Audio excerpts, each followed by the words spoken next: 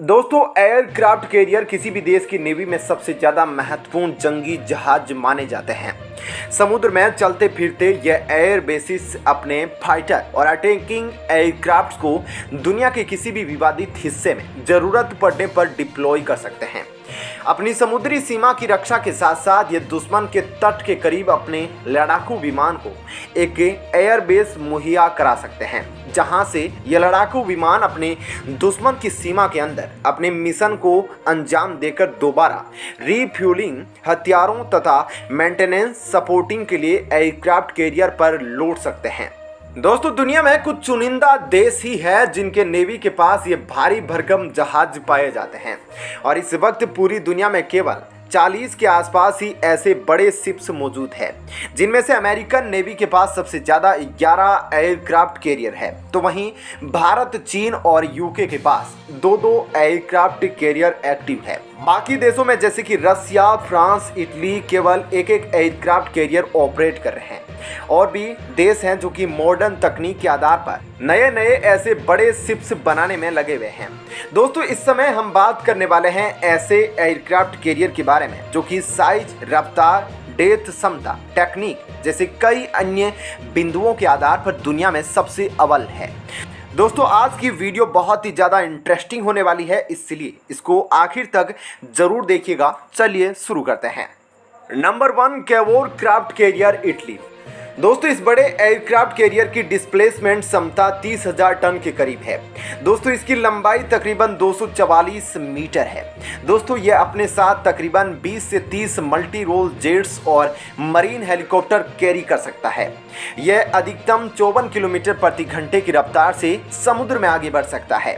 यह Italian navy का flagship career है जो कि अपने F-35 लाइटनिंग जैसे लड़ाकू विमान और अन्य अटैक हेलीकॉप्टर लेकर साथ चलता है।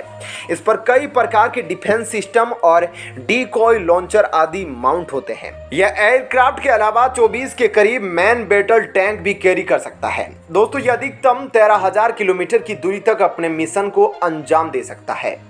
नंबर 2, आईएनएस विक्रमादित्य, जिसकी डिस्प्लेसमेंट क्षमता 45,000 टन है। इसकी लंबाई 284 मीटर है। यह अपने साथ 30 से 36 एयरक्राफ्ट कैरियर कैरी कर सकता है। इसकी अधिकतम रफ्तार 56 किलोमीटर प्रति घंटा है। दोस्तों, यह इंडियन नेवी को मिलने वाला पहला एयरक्राफ्ट कैरियर था।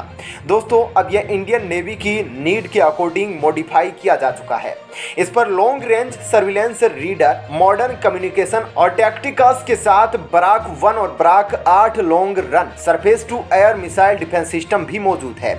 इस पर इंडियन नेवी के MiG-29 और कोमो क्लेस की हेलीकॉप्टर तैनात रहते हैं। यह अधिकतम 25,000 किलोमीटर की दूरी तक मिशन को अंजाम दे सकता है। Number 3, Charles de Gaulle, French navy aircraft carrier. दोस्तों, यह एयरक्राफ्ट कैरियर की टोटल क्षमता 42,500 टन है। इसकी लंबाई 262 मीटर है और यह अपने साथ 30 से 40 एयरक्राफ्ट कैरी कर सकता है। इसकी मैक्सिमम रफ्तार 50 किलोमीटर प्रति घंटा है।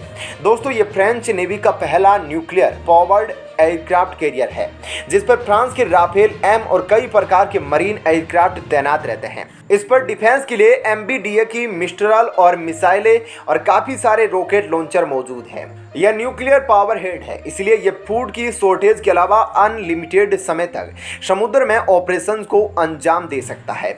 Number 4, INS Vikrant, Indian navy. दोस्तों, यह एयरक्राफ्ट कैरियर हाल ही में इंडिया में खुद ही बनाया गया है। दोस्तों, इसकी डिस्प्लेसमेंट क्षमता 45,000 टन के करीब है। यह लंबाई में 262 मीटर लंबा है और यह अपने ऊपर 30 से 35 एयरक्राफ्ट को कैरी कर सकता है और इसकी मैक्सिमम स्पीड 56 किलोमीटर प्रति घंटा है।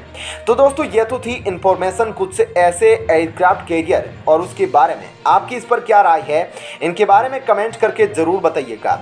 वीडियो पसंद आई हो तो उसे लाइक, शेयर, सब्सक्राइब कीजिएगा। धन्यवाद।